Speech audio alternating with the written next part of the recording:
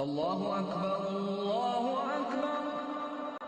Sabahları oyanıb pəncərəni açdığında hansı səsi eşitmək sənə xoş gələr? Bu səsmi?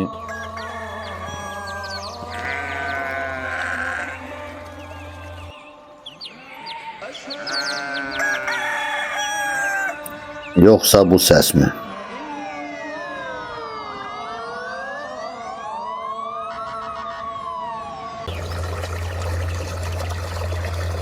Dostlar salam, hər vaxtınız xeyirli, bərəkətli olsun. Videom sizi yanıltmasın, mövqeyim dəyişməyib. Yenə qoyunçuluqdayım, yenə bütün gücüm bu sahənin inkişafına doğrudur. Fərqli videolar hazırlamağım insanlarda bu sahəyə həvəsin artmasına inanıram və sizlərin də gözünüzü yormamaq üçün dəyişik formada videolar çəkmək qərarına gəldim. Buna başqa bir səbəb də var.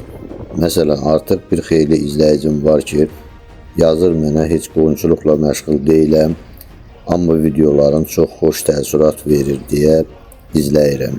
Digər səbəb motivasiya və s. Keçək mətləbə.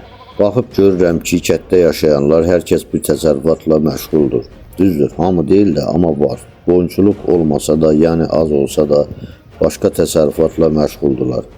Və bu nöqteyi nəzərən düşündüm ki, bu qoyunu saxlayacaq adamların bir çoxu vaxtı zamanında mənim kimi kəndi buraxıb şəhərə gedim, pul qazanım, qayıdacam deyib bir daha qayıtmayanlardır ki, biraz onlara kəndi xatırladım. Mən də gedim, qayıdacam demişdim, kənd oldu şəhər, şəhər oldu başqa ölkələr. Açdıq gözümüzü, 25 il keçdi. Amma analizlər də onu göstərir ki, gedənin 60%-i qayıdır. Lakin gec olur, qayıdıb kəndin dadını çıxartmadan yaşadığın streslər üzündən həyat sona çatır. Mən gedənləri qınamıram. Düzdür, indi o vaxtki kimi deyil. Yəni o vaxt biz gerçək məcburiyyətdən qazanc üçün çıxmışdıq. İndi çox fərqlidir. Yəni kətdə də qazanc artıb, şəraitlər münbitdir. İstəyənə, çalışıb zəhmət çəkənə var. Həm də şəhərdəkindən fərqli olaraq sağlam qida, təmiz hava, səssiz, küysüz, stressiz bir həyat. Videoda məqsədim şəhəri pisləmək deyil. Ölkəmizin hər bir şəhəri gözəldir. Bakı da artıq dünyanın ən gözəl şəhərlər siyasına düşmüş bir şəhərdir. Mən əslində gənclərə gənc yaşlarında məsləhət görərdim, maksimum dərəcədə gəzib kəşf etsinlər. Hər yeni bir yer, yeni bir bilgi deməkdir.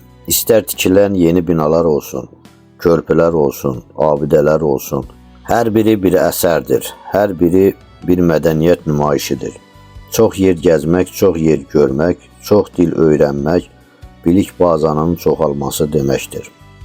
Bilgili insan da həyatda bacarıqlı olur. Bacarıqlı insan isə həm özünə, həm ailəsinə, həm ətrafına, həm də vətəninə faydalı olur. Yəni gəz, amma boş-boş yox. Öyrən, amma faydalı olanı seç. İşlə, pul qazan, amma boş işlərə xərcləmə. Pul qazanmaq üçün nə qədər əziyyət çəkdiyinin fərqində ol və onu öz gəldiyin kənddə dəyərləndir. Sığortan olsun. Bir gün geri döndüyündə mənə sağ ol deyəsən. Valla şanslı birisən. Zamanında mənə belə bir məsləhət verən olsaydı, indi mən milyoner olardım. Qaydaq kəndə ya da öncə gənc və enerjili zamanı şəhərə sadəcə pul qazanmaq adı ilə gedənə. Öncə qeyd edək ki, insan bir qarğa deyil ki, 200-300 il yaşaya. Amma insanın arzularına qarğanın belə ömrü yetməz. Hər yeni bir pilləni addımladıqca yeni arzular doğur və bu davam edir. Kətdən şəhərə gələn və yaxud başqa bir daha inkişaf etmiş ölkəyə gedən insan oradakı yerli yaşayanlara çatmaq üçün daha çox işləyir, daha çox əziyyət çəkir. Yerli adamlar bunu gəlmələr bizdən daha çox işləyəndir deyir. Amma əslində bu belə deyil. Sən onun sahib olduğu evdən almaq üçün, onun mindiyi maşında minmək üçün daha çox işləməyə başlayırsan.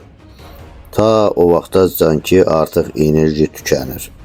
Artıq insan dərk etməyə başlayır ki, zaman məhdud imiş. Bax, budur etdiyimiz yanlış.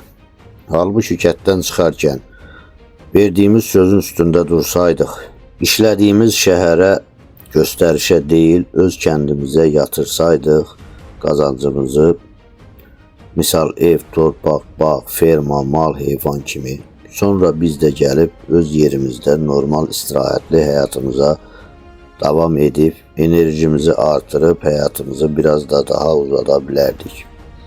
Həyatda bəzən hər şey göründüyü kimi deyil. Şəhərli sənə şəhərdə çox işlədiyini görəndə deyir kəndlilər çox işləyəndir.